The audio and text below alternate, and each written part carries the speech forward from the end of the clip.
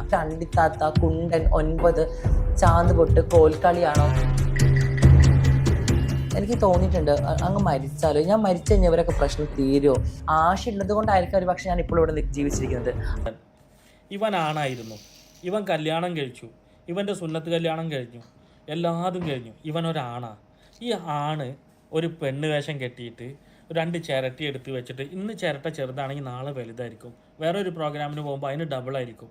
എന്നിട്ട് ഇതും കെട്ടിയിട്ട് ഈ കാലിനെ ഈ ഡബ്ല്യു രൂപത്തിലാക്കിയിട്ട് ഇങ്ങനെയുള്ളൊരു നടത്തുന്നുണ്ട്. നിങ്ങളൊന്ന് ആലോചിച്ച് നോക്കാം. അപ്പോൾ ഇവനെ കുണ്ടൻ എന്നല്ലാതെ ഇവനെ എങ്ങനെ സപ്പോർട്ട് ചെയ്യുമെന്ന് പറയുന്നത് ഇവർ 2 ആൾക്കാരെ. പിന്നെ ഈ ആദില നൂറാൻ്റെ അമ്മാനെ തെറി വിളിക്കലില്ല, നൂറ് ആദിലാൻ്റെ അമ്മാനെയും തെറി വിളിച്ചിട്ടില്ല.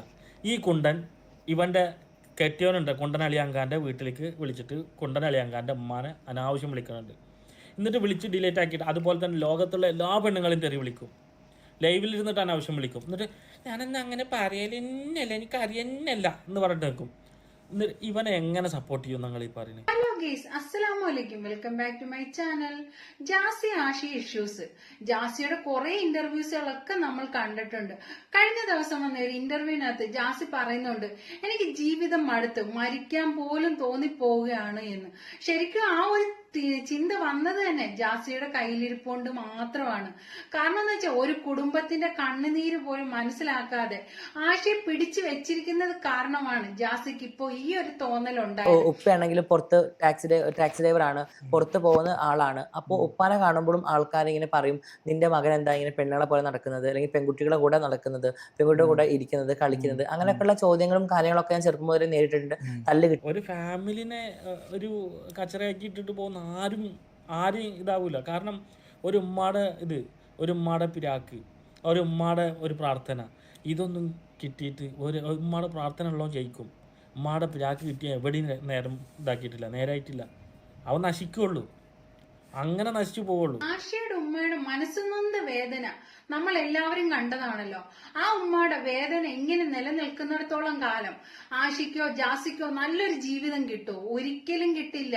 ആ ഉമ്മ കരഞ്ഞ് കാല് പിടിച്ച് പറയുന്നുണ്ട്, എന്റെ മകനെ എനിക്ക് തിരിച്ചു തരണമെന്ന്.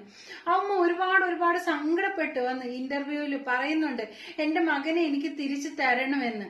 ആ ഒരു ഉമ്മയുടെ കണ്ണുനീര് തോരാത്തിടത്തോളം കാലം രണ്ടാൾക്കും നല്ലൊരു ജീവിതം ഒരിക്കലും കരുതണ്ട. ഇപ്പോഴത്തെ ഈ ഒരു ഇതൊക്കെ അങ്ങ് മാറും, കുറച്ച് കഴിയുമ്പോഴായിരിക്കും അതിൻ്റെതായ ഒരു വിഷമവും കാര്യങ്ങളും ഒക്കെ ഉണ്ടാവുന്നത്. ആ ഉമ്മയുടെ കണ്ണുനീര് തോരാത്തിടത്തോളം കാലം ഒരിക്കലും നല്ലൊരു ജീവിതം രണ്ടാൾക്കും ഉണ്ടാകുമെന്ന് തോന്നുന്നില്ല. സെൻലിയാണ് ഞാൻ എൻ്റെ ഉപ്പ മരണപ്പെട്ടതിന് ശേഷമാണ് ഞാൻ അതിനു മുമ്പ് അറിയാം എല്ലാവർക്കും ഞാൻ എന്താണ് ഏതാന്നുള്ളത്.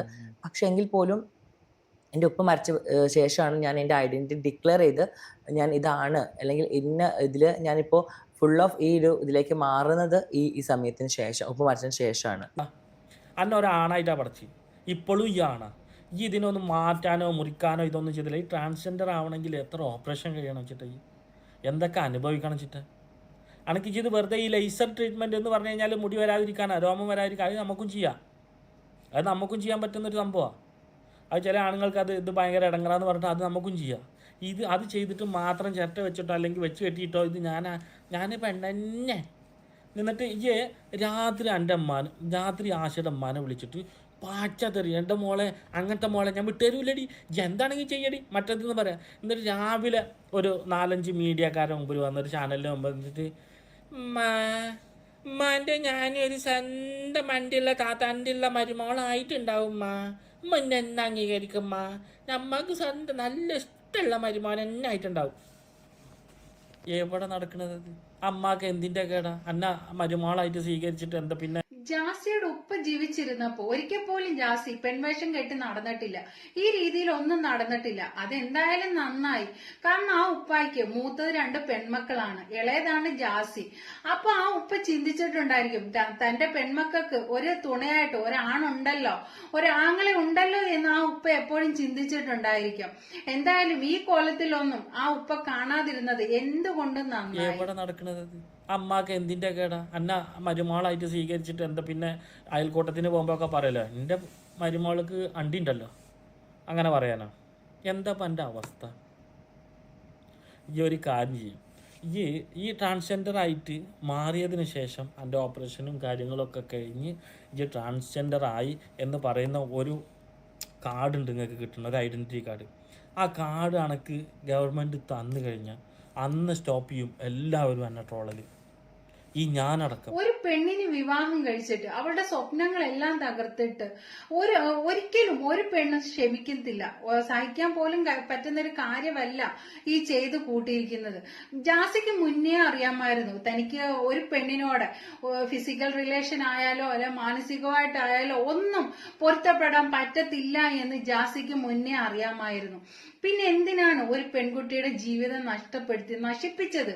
ഇപ്പൊ ആ പെണ്ണിന് വേറെ ലൈഫ് കിട്ടിയിട്ടുണ്ടായിരിക്കാം, പക്ഷെ വേറെ ലൈഫിലേക്ക് പോയാൽ പോലും രണ്ടാം കെട്ട് തന്നെയാണ്. എന്നാ അത് ഫിസിക്കൽ റിലേഷൻ ഉണ്ടോ അല്ലെങ്കിൽ മറ്റെന്തെങ്കിലും ഉണ്ടോ എന്നൊന്നും അല്ല. രണ്ടാമത് കല്യാണം കഴിച്ചാൽ അത് രണ്ടാം കെട്ട് തന്നെയാണ്. ഒരു പെൺകുട്ടിയുടെ ജീവിതം നശിപ്പിച്ചിട്ട് എന്ത് നേട്ടമാണ് ഉണ്ടായത്? എല്ലാം മനസ്സിലായായിരുന്നല്ലോ എനിക്ക് ഒരിക്കലും ഒരു പെൺകുട്ടിയായിട്ട് ജീവിക്കാൻ കഴിയത്തില്ല എന്ന്. പിന്നെ എന്തിനാണ് ഈ സാഹസം കാണിച്ചത്? ആരെ ബോധ്യപ്പെടുത്താൻ? വിവാഹം കഴിച്ച ഫ്ലോപ്പ് ആണെന്ന് പറഞ്ഞല്ലോ, അത് എല്ലാ തരത്തിലും ലൈംഗികപരമായിട്ടാണെങ്കിലും എല്ലാ തരത്തിലും നമുക്ക് ഒരിക്കലും അത് അക്സെപ്റ്റ് ചെയ്യാൻ പറ്റില്ല എന്നുള്ളത് പിന്നീട് മനസ്സിലായത്. ഞാൻ വിചാരിച്ചിരുന്നു ഒരു പക്ഷെ പറ്റുമായിരിക്കാം എന്നൊക്കെ, പക്ഷെ അത് പച്ചയ്ക്ക് പറയുകയാണെങ്കിൽ ബെഡ്റൂമിലെ ഒരു സാറ്റിസ്ഫാക്ഷൻ താങ്കൾക്ക് ലഭിക്കുന്നില്ലായിരുന്നു. എനിക്ക് കൊടുക്കാനും പറ്റുന്നില്ല, എനിക്ക് ആ കുട്ടിക്ക് ലഭിക്കുന്നില്ല. അപ്പൊ അതുകൊണ്ട് കോണ്ടാക്ട് ഒന്നുമില്ല.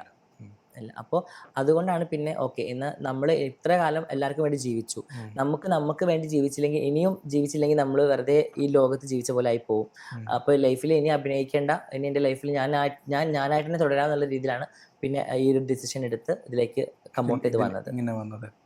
ജാസിക്ക് പെണ്ണായി ജീവിക്കാനാണ് ആഗ്രഹമെങ്കിൽ ആ രീതിയിൽ തന്നെ ജീവിക്കുന്നതാണ് നല്ലത്. അതിനാരും ട്രോളാനോ പരിഹസിക്കാനോ ഒന്നും വരത്തില്ല. കാരണം ഓരോരുത്തരുടെയും വ്യക്തി സ്വാതന്ത്ര്യമാണ് അവരേത് രീതി ജീവിക്കണം ജീവിക്കണ്ട എന്നൊക്കെ ഉള്ളത്. ഈ ജാസിക്ക് ഇത്രയധികം ട്രോളുകളോ ഇത്രയധികം വിമർശനങ്ങളും ഒക്കെ വരുന്നത് ഈ ആശി കാരണമാണ്. കാരണം എന്ന് വെച്ച് കഴിഞ്ഞാൽ ആ ഒരു ആശിയുടെ കുടുംബം മുഴുവൻ കാത്തിരിക്കുകയാണ്. ആശി ഇന്ന് വരും നാളെ വരും തിരിച്ച് ആ ഉമ്മയുടെ അരികിലേക്ക് ചെല്ലും എന്ന് പറഞ്ഞിട്ട് ആ ഒരു കുടുംബം മുഴുവനും കാത്തിരിക്കുകയാണ്. ആ ഒരൊറ്റ കാരണം കൊണ്ടാണ് ജാസിക്ക് ഇത്രയധികം ഹേറ്റേഴ്സും ട്രോളുകളും ഒക്കെ ഉണ്ടാകുന്നത്. എന്തായാലും ആ ഉമ്മയുടെ കണ്ണുനീരിന് എത്രയും പെട്ടെന്ന് ഒരു അറുതി ഉണ്ടാവട്ടെ. ഞാൻ കല്യാണം കഴിഞ്ഞിട്ട് വീട്ടിലേക്ക് പോകാൻ ഭയമായിരുന്നു എനിക്ക്. കാരണം കാരണം എന്റെ റൂമിൽ അതുവരെ എനിക്ക് കിട്ടിയ ഒരു സ്വാതന്ത്ര്യം നഷ്ടപ്പെട്ട ഒരു ഫീലിംഗ് ആയിരുന്നു എനിക്ക്. കാരണം അവിടെ വേറൊരാളും കൂടി ഉണ്ട്. അപ്പോൾ എനിക്ക് എൻ്റെ ഫീലിങ്സ് അല്ലെങ്കിൽ ഞാൻ എന്താന്നുള്ളത് ഞാൻ എൻ്റെ ലൈഫിൽ പിന്നെ അഭിനയിക്കാൻ തുടങ്ങി. കാരണം എനിക്ക് അഭിനയിച്ച് മടുത്തു എന്നൊക്കെ പറയില്ലേ, ആ ഒരു ലെവലിലേക്ക് എക്സ്ട്രീമിലേക്ക് ഞാൻ എത്തി. ആ കുട്ടി ഉറങ്ങുന്നത് വരെ ഞാൻ എൻ്റെ കൂട്ടുകാരന്മാരുടെ വീട്ടിലിരിക്കും. അവരുടെ ഉമ്മ പറയും നീ എന്താ ജാസി പോവാത്ത, ഇപ്പൊ കല്യാണം ഉണ്ടല്ലോ, നീ ആ കുട്ടി നിന്നെ കാത്തിരിക്കില്ലേ. എൻ്റെ ഉമ്മ വിളിക്കും, എവിടെയാ അവളിത് കാത്തിരിക്കുന്നത്, ഇങ്ങോട്ട് വാന്നൊക്കെ പറഞ്ഞിട്ട് എന്നെ വിളിക്കും. പക്ഷെ അപ്പോഴൊക്കെ എനിക്ക് എന്നെ തുറന്ന് പറയണം, ഞാൻ ഇങ്ങനെയല്ല, എൻ്റെ ലൈഫ് ഇങ്ങനെയല്ല എന്ന് തുറന്ന് പറയണം എന്നൊരു ആഗ്രഹം എനിക്ക് ഉണ്ടായിരുന്നു. പക്ഷെ അത് പറയാനുള്ള ഭയം കൊണ്ടാണ് പിന്നെ ഞാൻ പിടിച്ച് കുറച്ചുകൊണ്ട് നിന്നത്.